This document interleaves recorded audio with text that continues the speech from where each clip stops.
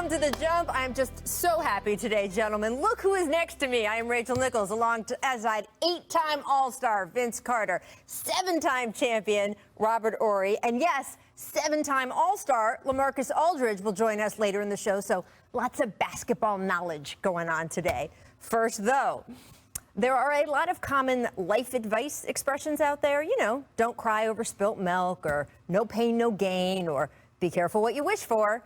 That last one is particularly old. It first appeared in Aesop's Fables more than 2,000 years ago. And it's the moral to a story about an old man who's so exhausted doing his work, he wishes for death to just come and take him. Of course, he's then not so excited when a big, tall, grim Reaper dude with a cape and a giant sickle actually shows up, which is basically the position the Clippers find themselves in now. Remember the shenanigans that LA pulled in the end of the regular season? How in a truly spectacular display of tanking, the Clippers rested half their roster and possibly several ball boys so they could maneuver to the number 4 spot in the standings. While the Clippers never publicly acknowledged why they did it, sure seemed like they were trying to avoid the possibility of a first-round matchup with the Lakers. And hey, you can at least see what their logic might have been. The Clips' journey last season from title favorite to bubble flameout created enormous pressure to go deep into the postseason this year. So if they instead lost in the first round to, of all teams, the franchise down the hall, it would have been an absolute disaster. So instead, they tanked and positioned themselves to play Dallas, which seemed a bit odd considering the Mavericks not only have Luka Doncic, but also that Dallas beat the Clippers by 51 points earlier this season. But anyway, that's what they did, and it has turned into, an absolute disaster, as last night the Clippers walked off their own home court down 2-0. Watch Doncic in the first quarter here, treating the LA double team just like a bunch of very tall group of traffic cones as he weaves his way there toward the hoop. Still, the Clippers showed plenty of fight at the start, too. Kawhi Leonard dropped 30 in the first half alone, the most productive half of postseason basketball he has ever played, which is something, right, for a 2-time Finals MVP and a 2-time champ. Paul George opened the game by nailing his first 3 shots. He also put Kristaps Porzingis on roller skates here. I mean, that's just mean. He'd finished with 17 first-half points, which is all well and good, except basketball games have 2 halves. And it was the Mavericks who ratcheted up their intensity as the night wore on. Doncic had little trouble hunting for matchups. Poor Ivica Zubac. I mean, But he also had no trouble going right at the Clippers' best defenders. Watch him go against Kawhi here. Patrick Mahomes, who was courtside and knows a thing or two about throwing bombs, he approves. Then just a couple minutes later, Luka again, the little tribute to Dirk Nowitzki, who was also in the crowd last night. Yeah, that's just disrespectful. Dallas would jump out to a 14-point lead, and while the Clippers were able to tighten that again in the game's final minutes, they never actually threatened to win. Tim Hardaway Jr. put the final nail in LA's coffin with this beauty. And Dallas, who has been absolutely shooting the lights out in this series, is now heading home in firm command of this matchup. In the history of the NBA, teams who win the first 2 of a 7-game series advance to the next round 93% of the time.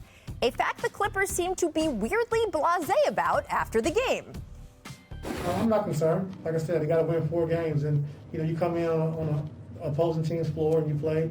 There's no pressure on you to make shots because you're supposed to, you just try to come in and steal a game or steal 2 games. But now they got to go home and try to keep up the same shooting. So it's easy to come on the road and do that when there's no pressure on you. So we'll see in Game 3. We got to rise to the occasion. Fact of the matter is, if we don't, we're done for. But there's no level of concern. I mean, we just got to play our game. We got to play through this. We got to incorporate our defense. Luka's gonna get his touches. We just got to do a better job defensively of just quieting everyone else. No level of concern. Look, it's certainly possible for the Clippers to still pull this series out. We've seen teams do it before. But boy, are they off to a rough start here. And it's hard not to feel like it's their own fault. They asked for the guy with the giant sickle. I mean, jumper. And they sure got him. Be careful what you wish for. All right, so Vince, Ty Lue, Paul George, they're not concerned. I saw your face. Yes, and I saw my face. How do you feel? There should be some concern, for sure. I mean, you didn't play well. You didn't get a win at home. So now you're going to a confident Dallas Mavericks on the road. And I don't get it. I don't get it. A lot needs to happen. Defensively, they need to make shots. You can't have Luka go for 38, 39, and Tim Hardaway Jr. and company play well as also. You have to pick your poison. For me, I'm saying, like, we're not worried. They had no pressure. This is a playoffs. This is not a regular season game. There's pressure by both sides of the team. Now, they're going home. You got to think about this. Clippers had no fans. You going to Texas, they're going to be fans. Yeah. They're going to be rowdy. This is Dallas. This is Mark Cuban's club, who knows how to get this team rowdy and up for it. So they up for the challenge. They remember last season. They remember what happened in the bubble when Porzingis went out. They want revenge, and now they done took 2 games from you. The Clippers should be concerned. They need to come with a little sense of urgency and find a way to get the ball out of Luka's hands. Now, I will say, I threw up the stats there, 93% of teams that have been up 2-0 go on to advance to the next round. Unless apparently you have Robert Horry on your team, because we looked it up. I was like, oh, hasn't Robert come back from that before? Take a look at the numbers. Robert, you, on the other hand, 30% of the time have come back from 0-2. So the teams where you were able to do that, what worked? What can the Clippers take heart in? The biggest one was when Mother's Day, we were down 2-0 to the Phoenix Suns. And for us, we just said, yo, man, it's just basketball. Relax.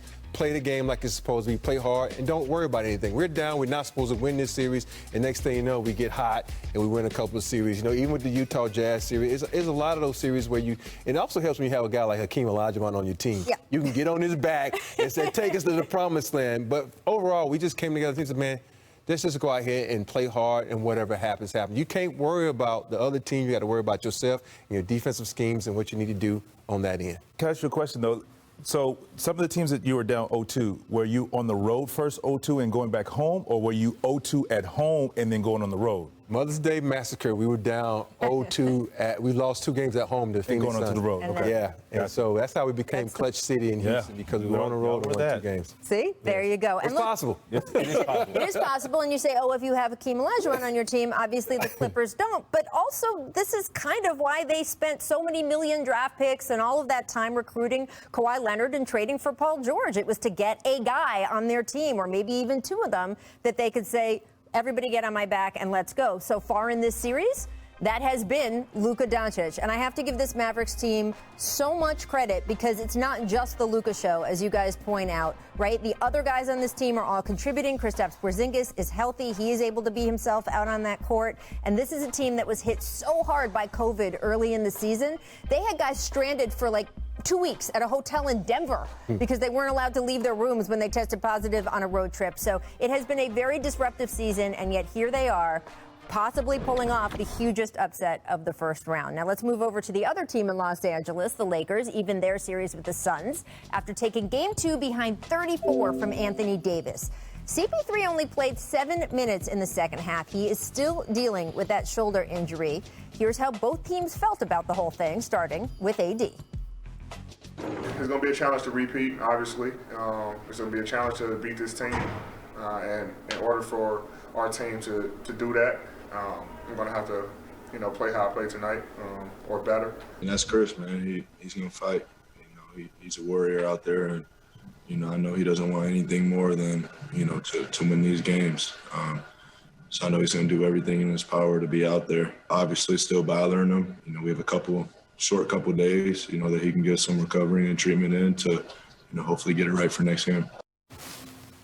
So a lot of different perspectives there. Robert, for you, what's the bigger story from Game 2? That AD went out and did what he said he was going to do, put the team on his back, or Chris Paul having to play just those limited minutes? And just the way Chris looked, you saw him kind of doing this for a while, right? Yes. For me, AD, that's what he does. He has a bad game, and he redeems himself by coming and having a good game. But I think with Chris Paul being out, think about it, this guy was in the hunt for MVP. He took this Suns team. I know you got the other guys on the team that were there last year, but he brought in that veteran leadership and put this team pretty much on his back. And think about this. Cameron Payne is playing out of his mind. And a lot of that has to do with CP3 always in his ear and telling him how to play. With his leadership, with that team, they've risen to a new level. With him being hurt like this, it hurts them. He gets them off to a good start, but he needs to be on that floor. He's that floor general that they have to have on the court. And I think I agree, but I say it's hand in hand. I think both, because I feel like if the Lakers go down 0-2, our conversation today is a little different as well. What's wrong with the LA team? Yes. Yeah, exactly. What's wrong with the LA team? Yes. So for AD, he needed to have a big start. Yes. And that's what I talked about yesterday is feed him early and often, and then LeBron will piggyback from there, and it opens the floor up for both of those guys, particularly Anthony Davis. On the other hand, Chris Paul played 70 games. He's the head of the snake. Yep. He's the leader. He has the unbelievable basketball IQ, and he can put guys in positions and like he's done for campaign. And I think Monty made a tough decision on sitting him out. Yeah. But Cameron Payne played great, 19.7 assists. I mean, Chris Paul gives you that, but it just wasn't enough. And, you know, we're not even talking about how well Ayton played. Right. He played great as well. Both nights, game one and game two. Yeah, exactly. He had 21 and 10. Right. And we're not talking about him. It's just, I don't know. It's not enough. It's tough. And look, you feel for Chris Paul, right? Had the hamstring a couple years ago in the conference finals, just awful timing. This just a freak injury. I was in the building when it happened on Sunday, and it was just a teammate. It was just a freak injury. And this is a guy who has worked so hard to get into better condition so that he could play. He almost missed no games the last 2 seasons. That whole Chris Paul is having injury problems now and the end of his career, that was done because he had 2 great seasons of being present and accountable and available for his team. And then this freak thing happens. The only solace, I guess, is that a lot of the work he had done with this team, when you talk about giving Cameron Payne confidence, helping DeAndre Ayton, we know CP's record when it comes to improving the centers around him. That work had been done during the season. So he got all of these guys to the point where they can perform as they've had the last couple games. Still, when you guys see it's being listed as a shoulder bruise, and none of us up here are doctors, but in your experience as basketball players, when you see Chris and the way his shot is and what you see him kind of trying to work out on the side, what does it bring to mind for you? What was glaring to me is dribbling the ball and all of a sudden losing it in open court by himself. That's one of the things I was like, okay.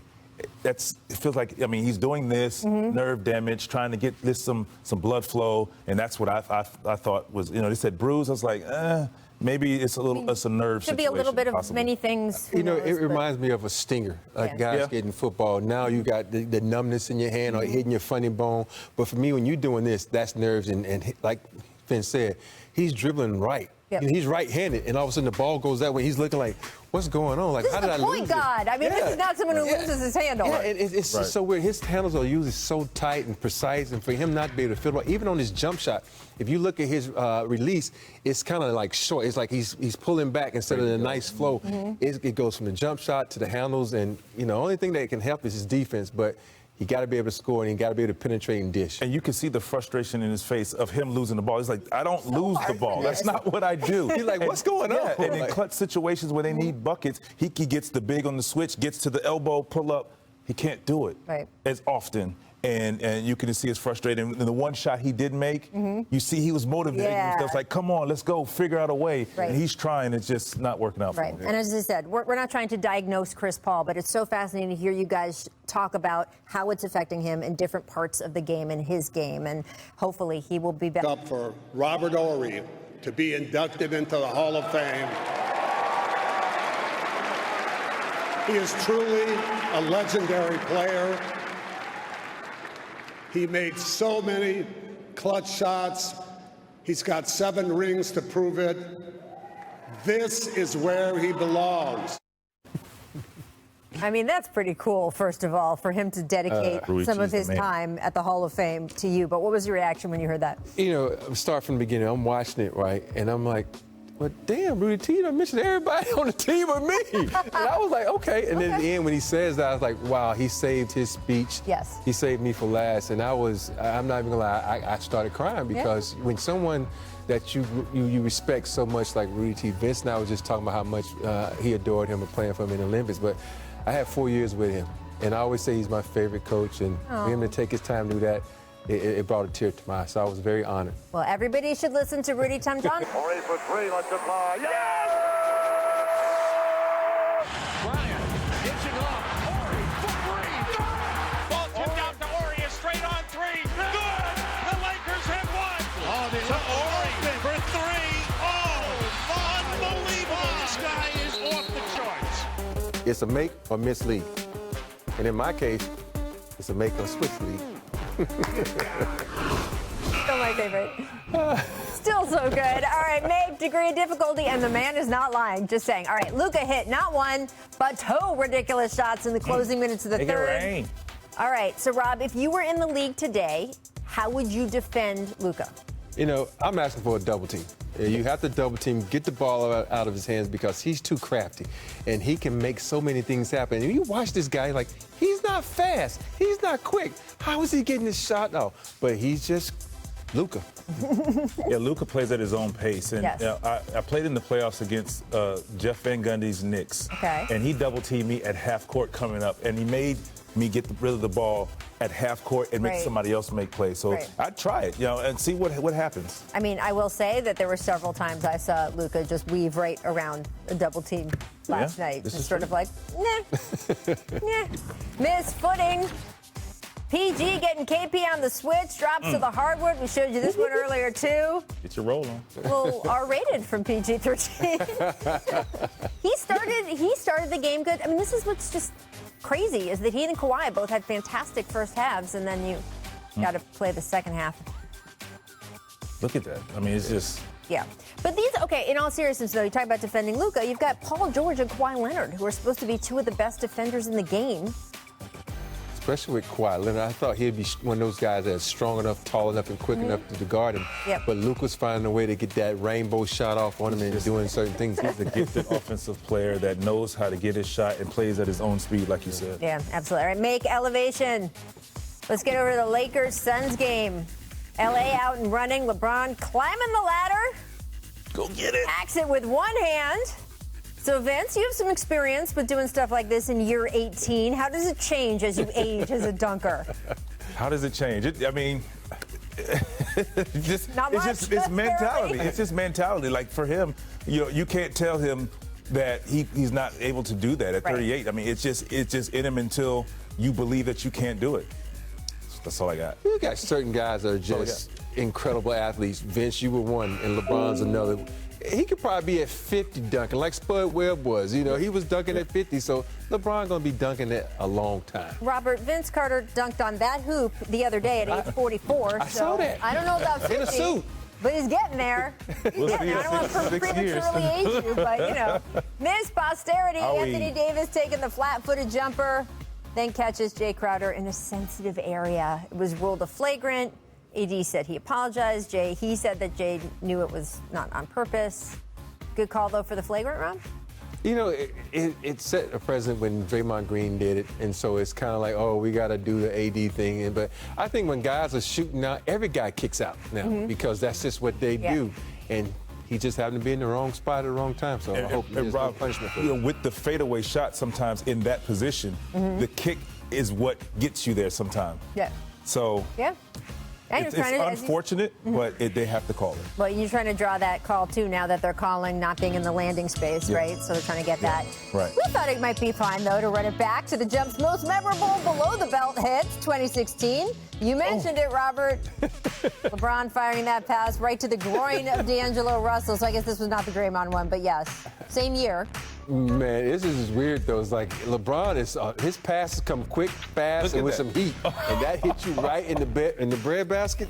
That one's going to sting for a long time. 2013, Boogie sets a screen. Dennis Schroeder takes some exception. Here we go.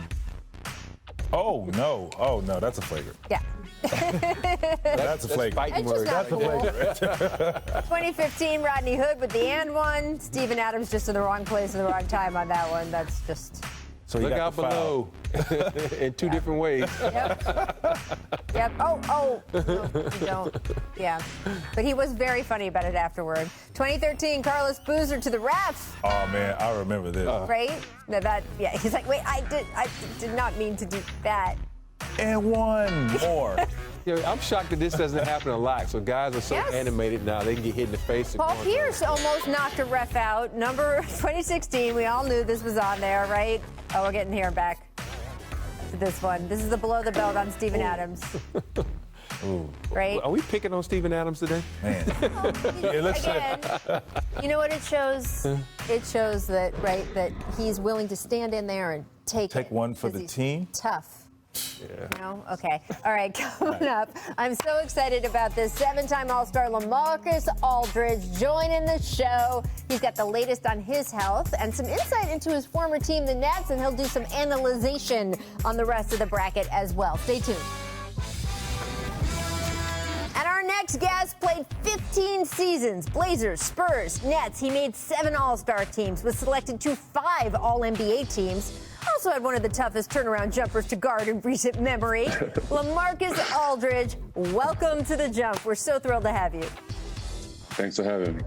So fun. And look, it was a shock to all of us when you had to retire due to health complications. So first and foremost, just how are you feeling? How has it been since you had to step away from the court?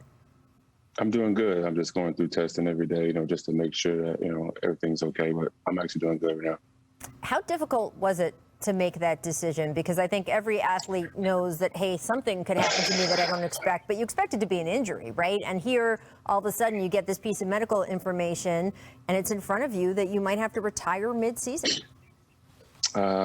It's still hard, but it's tough. I think at some point, in your career, you got to pick your health and your family first. So, I think that it was my time. It was definitely tough because I feel like that team needed what I brought to the table. They were excited to have me there on that team, and I was having fun. So, it was extra tough.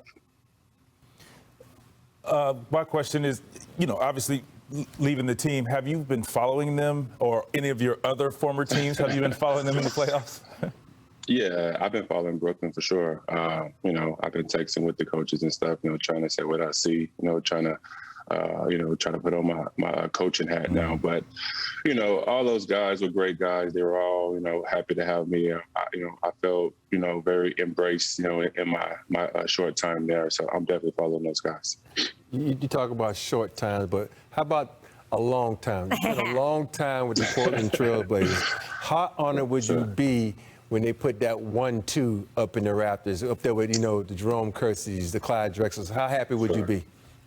Man, I mean, first of all, I think, anyone getting their jersey retired is a huge honor. But, it would be great for me. That's where, it all started for me. That's where I made my name, and I became an all-star, and I actually became that go-to guy there. So it would be awesome for me, if it does happen, because that place is definitely one of my favorite memories for sure. I love that Dame Lillard came out the day after you stepped away and said, let me make this clear. This man's jersey needs to go up right away. That was just really fun to see. All right, you've watched The Jump. One of our favorite games, LaMarcus. We want to play What Were You Thinking? We're going to show you some career highlights, and you tell us what was going through your head. First up, what were you thinking when you caught the alley-oop on Michael Beasley back in 2010? That was the year I really started to dunk more. So, it had been a lot of talk about, what would you do if you, dunked on someone? And I kind of was like, I don't know. I dunked on him, and then I kind of did like my little arm, and I was confused. I thought I was. At least you're honest. I thought I was Vince, but I wasn't. I mean, Vince, you had so many memorable post-dunk. Obviously the dunk contest is the biggest one, but the whole thing. Did you work, Vince, on your dunk reactions? I mean, LaMarcus needs tips. It just happened. It happened. I mean, sometimes it's just like that out-of-body experience. When you dunk, it's just like, you do whatever. Like all of those things, like from the dunk contest, it just happened. That's just. There you go. There you go. All right. You can't work on that. I got another one for you next up. What were you thinking, LaMarcus, when you put future teammate Blake Griffin on skates back in 2015? That's that bad. I was like, I got to make the shot so I can finish this off. Right. If you miss the shot, then no one cares. So I got to make the shot. You got to make this shot. Anytime you see a guy slip like that, you got to you got to finish the shot. Finish it. Finish it up. Most guys look down at the guy, but no, you say, I'm staying focused because I got to make this shot. Right. We had one the other day where the player didn't make the shot, then followed up, got his own rebound so he could put it in because he was like, this has got to be a completed highlight. Exactly. All right. Next up, What were you thinking back in 2013 when you hit the game-tying 3 and the game-winning jumper? Oh, man. Yeah, what were you thinking? Vince Carter's Mavericks in a clock span of 5 seconds. Who was that guarding you? Man. Man, I was just trying to get payback. You know, Dirk had got us so many times, you know, in my career. I just wanted one time where I could beat Dirk and, you know, I could make the big shot. So I was just happy to, you know, finally get him one time. I remember you walking off that smile at the end because you had hit the first shot and then hit the second. You're like, I did it again. Oh, man. The funny part about that is that 3-shot wasn't for me. It was for Nick, but he didn't want the shot. I was open and I just shot it. So like, I think that was my first 3 I made that year too. Oh, that makes it worse. Sam's got a little Robert Horry in him, apparently. All right, last up. What were you thinking, friend, when you and our other friend, Kendrick Perkins, went nose to nose after this rebound attempt back in 2012? Take a look here. There we go. Perk and I had some battles, man. He wouldn't back down, I wouldn't back down, but I have like this switch, and it kind of flipped. And it flipped for me, and then at that point, I think he actually said something too that made me lose it, but I was just thinking, you know what, I'm tired of this. But, you know, Perk and I were, you know, both, you know, competitive guys that went back and forth all the time. Well, it's funny that you say that because we really wanted to get the full span of this highlight. Hey. Kirk, what were you thinking during that moment?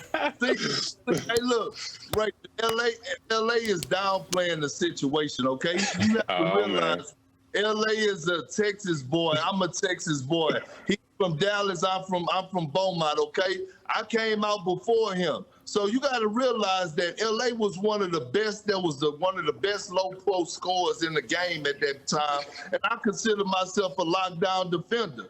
Kevin Durant used to always come to me and was like, LaMarcus Aldridge had a better high school career. He put a better in your back. That would be the inside. That would be the inside beef. That we used to go at it, but I used to always say I got him straight up. And there was times where LA would give me 40, and there was times I would hold him to his 2 for 13 shooting nights. You know what I mean?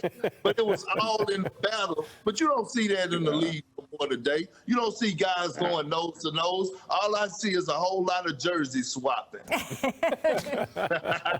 Yikes. No comment. No comment. Perk, that is amazing, and I appreciate all of those things, and certainly you for just popping in here for LaMarcus. Just fantastic memories. All right, LaMarcus, you stick around because coming up, we're going to talk a little bit more about the playoff bracket. Nikola Jokic gave the Blazers fits in Game 2. What can they do to try to slow him down in Game 3? We will ask a former All-Star who had to guard him next. First, though, here is what the Jump recommends for today. Kirk Goldsberry writing about how the floater is the two-point shot of the future. We've certainly seen guys like John Morant, Trae Young use the floater to sink clutch shots recently, so check that out during the break and then come right back here. We got you. Thank you, Perk. That was so fun. Time for a distant replay. This date, 2002. Robert? Ball tipped out to Ori, straight on 3. I mean, how perfect was that? People always ask me, why were you standing out there? Because Kobe always kicks it out to me for the 3 for the game winner. You knew where to be. So I was waiting for that. You know, fool. I know. Like, and then as a big, you know, if you can't get it, to tap it out. So Lottie did it for you. Yes, Lottie. That face, though, that face was the best face of all the faces. It's a confident face. Welcome back to The Jump, presented by Dell. I'm Rachel Nichols, still joined by Vince Carter, Robert Horry, and LaMarcus Aldridge. All right, guys, let's get to Nuggets Blazers. That series out west is cooking. After losing Game 1, the Nuggets rebounded, took Game 2. Nikola Jokic had 38 points, 5 assists, only 1 assist in the previous game. So, LaMarcus, as a big who had to deal with Jokic yourself, why do you think they are having so much trouble with him, especially in that Game 2? It's tough. He's such a good playmaker that you want to try to force him to score. But if he's, scoring like he's doing now, it's kind of tough to, just let him go for 40. So he's very versatile. So I think that's why, he's possibly MVP because he's, he does it all: pass, score, and rebound. It is amazing. Vince, if you were in that Portland locker room, what would you tell teammates to do to slow Jokic down? Well, you want to stick to what was working, and they made him score and score often, and he had 1 assist. In game one, yeah. Yeah, in game 1. In game 2, he had 5 assists. Yeah, 5 assists, and he had 16 triple-doubles on the year. And when he's distributing the ball, even if it's the hockey assist, he's getting everybody involved and giving everyone the opportunity, which opens the game up for him to score, rebound, and assist. So, they had 5 guys in double figures because of the ball movement from Jokic, and he creates a lot of disruption to defenses because he moves the ball and distributes. So you want to just stay home on guys and let him play one-on-one, tire him out, and put him in pick and roll on the other end, and that may help. When Jokic always likes to bring the ball up, send a little and make him give it up or make him turn, try to wear him out like you said. But also with Jokic is one of those guys, he figures your defense out. You go back and look at his playoffs in every series, he takes what you did in that first game. So, you thought it worked? All right, I'm going to change my game up. So with him I would come with a defense scheme every night to keep him on his heels and keep him thinking because he's too smart of a player to keep throwing the same defensive scheme at. All right, LaMarcus, these are your guys. Dame, CJ, what do you think is going to happen in the rest of this series?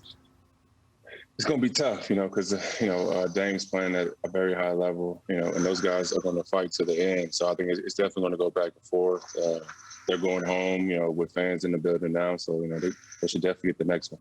Well, we will see what happens. I love that series. I think it's really evenly matched and really fun to watch. And LaMarcus, you were very fun to watch. I'm so glad we have you back in our NBA world here. Thank you so much for joining us today, and glad to hear all is healthy and well with you and your family also. For sure. We'll see you soon. All right, coming up, everyone else stick with us because we're going to talk a little Kyrie Irving. He had some choice words to say about his upcoming return to Boston, saying he hopes it is free of any, quote, racism or subtle racism. We will ask Vince and Robert about their experiences in Boston next.